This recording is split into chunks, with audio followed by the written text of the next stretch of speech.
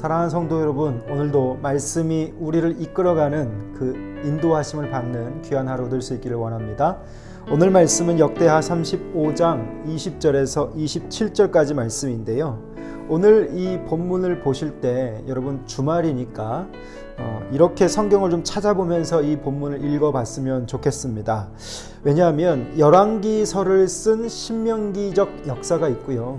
그리고 역대기를 쓴 역대기의 역사가 있습니다. 이 두 가지의 역사가 서로 다른 어떤 역사적인 해석 방법을 이야기하고 있지만 또 이 두 역사는요, 또 하나의 통일된 역사를 우리 가운데 보여주고 있습니다. 예를 들면 하나님은 때로 악인들과 어떤 적들을 통해서 그의 뜻을 밝히시는데요.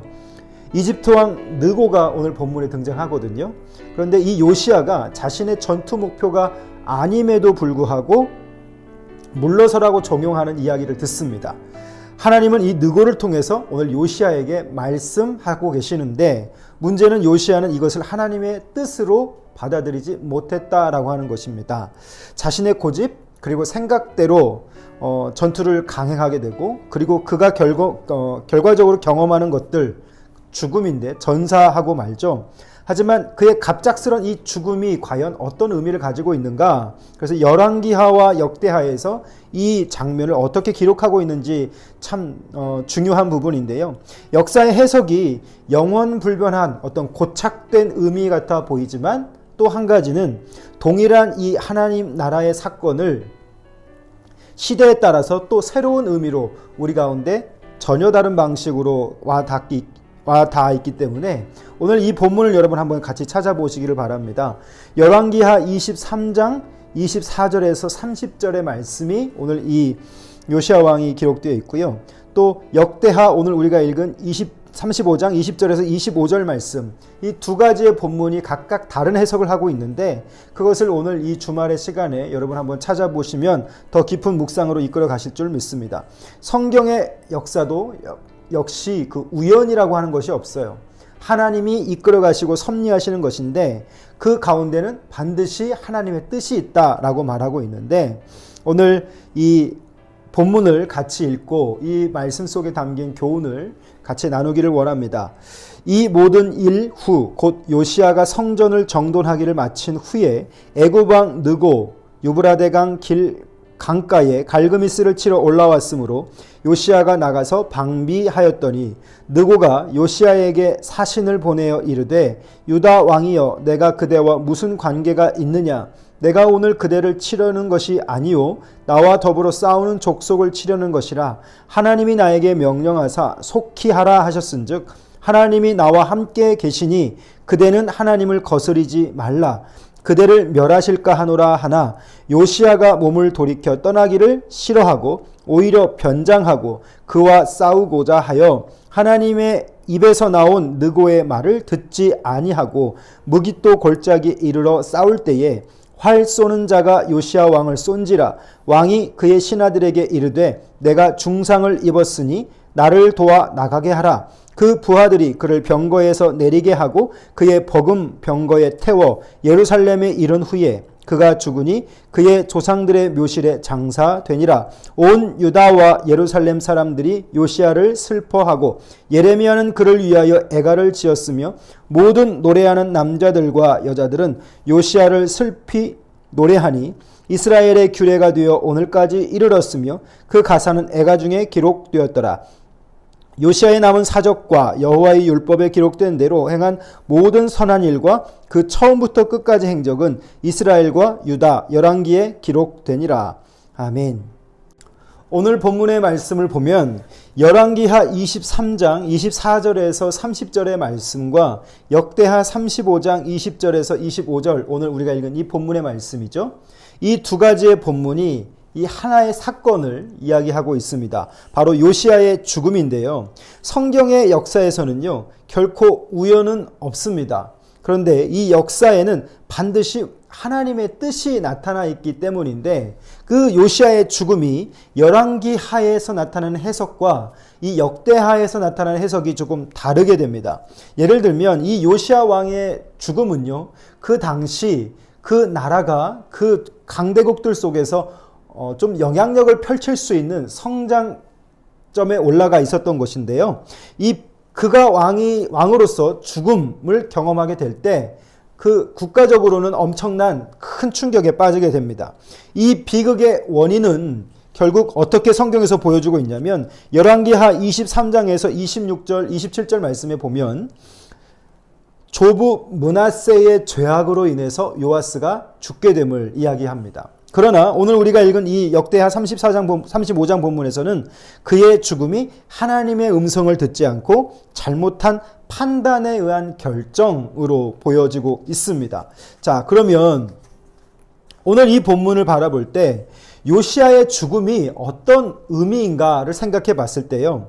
요시야의 죽음은 땅의 입장에서 살아가는 사람들에게는 안타깝고 아쉬운 죽음입니다. 그러나 거대한 역사 관점에서 보자면 이 요시야의 죽음은 하늘의 입장에서 봤을 때 축복이 됩니다. 요시야의 갑작스러운 죽음을 성경 저자는 오늘 슬픔으로 말하지 않고 비극으로 말하지 않고 있는 이유가 바로 그것인데요.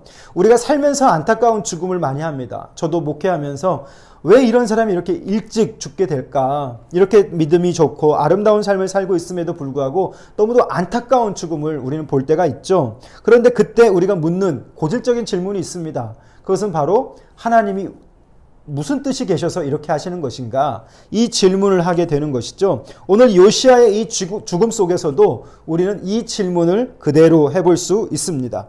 오래 살고 많은 일을 하면 원의 없이 사면 그것이 좋은 것인가? 아니면 하나님이 원하실 때 그렇게 호련히 하늘로 가는 것이 좋은 것인가? 오늘 본문에서 하나님은 애굽 왕 느고를 통해서 자신의 뜻을 요시야에게 분명히 전달했습니다. 하지만 요시야는 이것을 알아듣지 못하게 되죠. 그래서 성경은 그런 알아듣지 못하는 그를 책망하지 않고 있다는 것입니다. 그가 악한 의도로서 외면한 것이 아니기 때문인데요.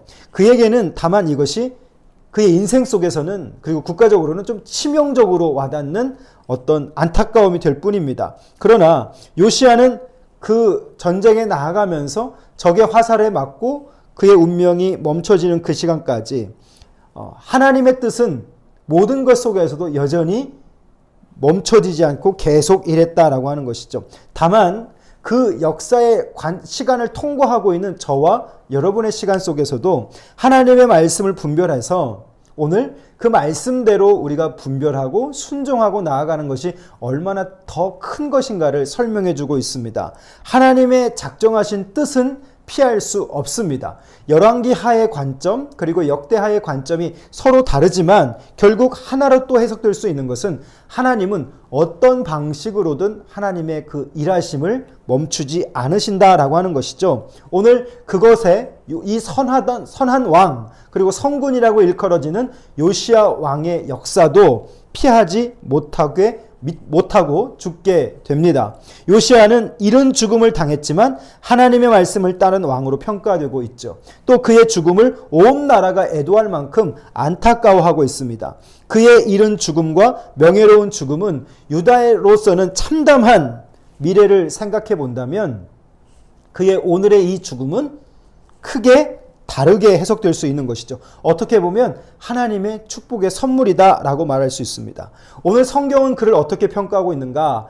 참남한 인생으로 평가하고 있지 않습니다. 요시야의 이 죽음 장면 하나로 그 삶 전체가 전체 부정되어 있지는 않습니다. 그는 여전히 선한 왕이고 또 많은 영향력을 펼쳤던 하나님의 말씀을 따랐던 왕입니다. 그러나 오늘 이 역대하의 관점에서 보면 그는 분별하지 못하고 하나님의 말씀에 온전한 결정을 하지 못했음을 또 보여주고 있는 것이죠. 사랑하는 성도 여러분, 그의 이른 죽음이 재앙은 아니다라고 말할 수 있겠습니다. 몇 년 더 사는 것이 왜 나은 삶인가? 여러분 한번 생각해 보십시오. 우리가 인생에서 이룰 수 있는 대단한 것이 과연 얼마나 될까요? 우리는 이 땅에서 더 많은 호흡을 하고 살아가는 것보다 더 중요한 것은 오늘 내게 말씀하시는 그 하나님 나라의 가치를 얼마나 순종하며 살아내고 있는가. 요시야가 더 그 생명이 연장됐다면 그의 나라는 좀 더 컸을 것이고 또 많은 백성들이 그를 칭송했을 수 있겠습니다. 그러나 하나님의 그 역사적 관점에서 보면 유다는 곧 참담한 시대를 경험하게 되는데 요시야는 그 시대를 경험하지 않고 하나님 품에 올라가게 된 것이죠. 그래서 오늘 요시야의 죽음은 땅의 입장에서 보면 안타깝지만 하늘의 입장에서 보면 그는 비극이 아니다라고 하는 것입니다. 사랑하는 성도 여러분, 우리는 지금 한 해를 정리하고 있습니다.